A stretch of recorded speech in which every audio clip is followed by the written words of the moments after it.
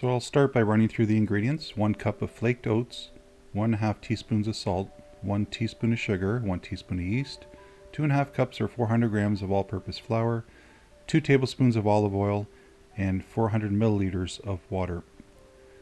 So the oats to use are not a flavored oatmeal cereal. It's flaked oats or rolled oats. So no flavorings. So I'm going to weigh out my flour. You can use bread flour. I just use all-purpose. And I'm going to go with 400 grams. This produces 1 3/4 pound loaf, so it's a pretty small loaf. You can scale up the ingredients if you want to make larger loaves, but this is a fairly small loaf. Okay, so I'm just measuring out 400 grams. The rest of my ingredients are added. 1 cup of the flaked or rolled oats. Mix that in first, kind of coat the oats with the flour. You want to do all your dry ingredients first, your salt and sugar and your yeast, and just combine them again by stirring with a whisk.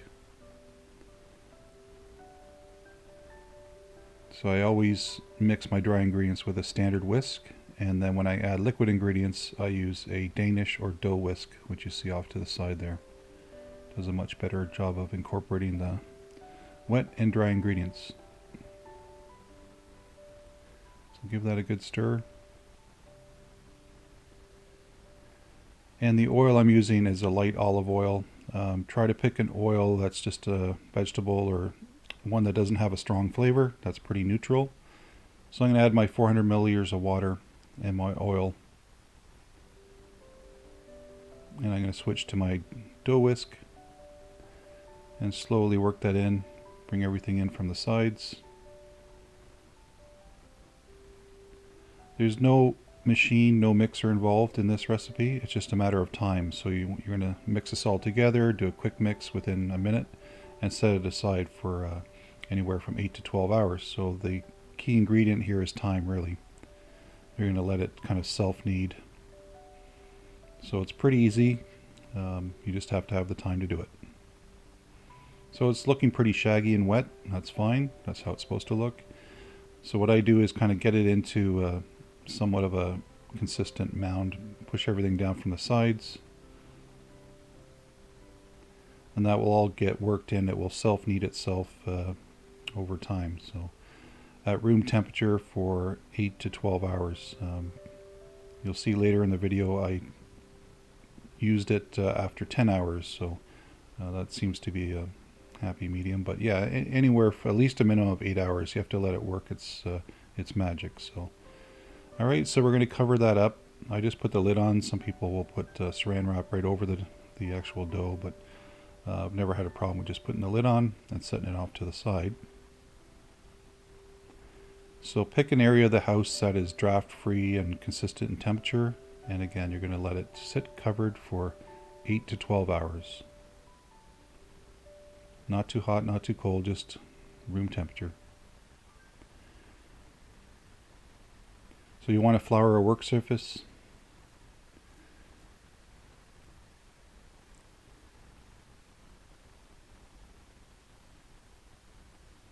And you can see the dough, there's lots of evidence of active kind of fermentation and lots of bubbles, which is what we want to see. So this is after 10 hours.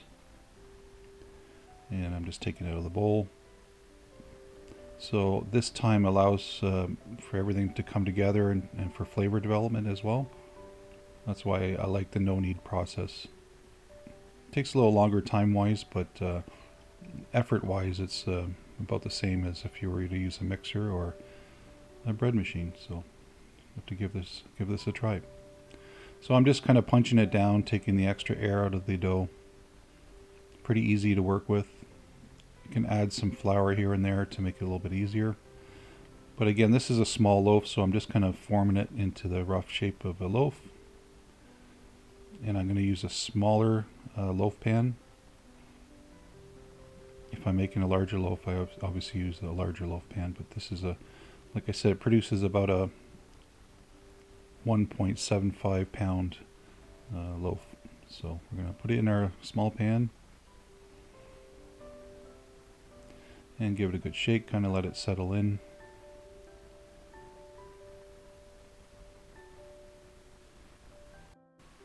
I'm going to add some plastic wrap. I spray a little bit of cooking spray on the top, and then I just flip it around. So we're going to put it in a warm spot. I usually just put it in the oven, either on a proofing cycle or with the oven light on, for usually 30 to 45 minutes. It didn't actually need that long. It rose pretty quickly. So this is after 40 minutes, and it actually rose quite a bit. As you can see, it could have just went in for half an hour, but I was, you know how it is, you're tied up with other things. So we've increased our temperature to 350 Fahrenheit or 175 Celsius, and we're going to bake for 45 minutes.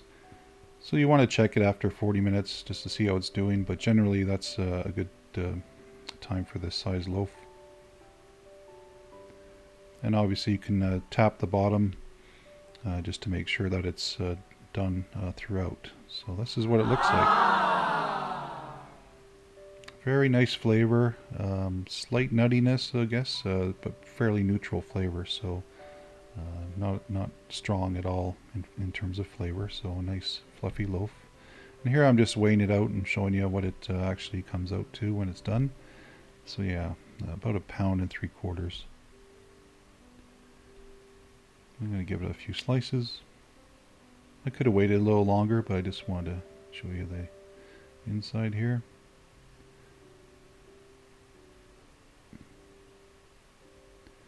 But a good amount of air pockets and a nice light flavor.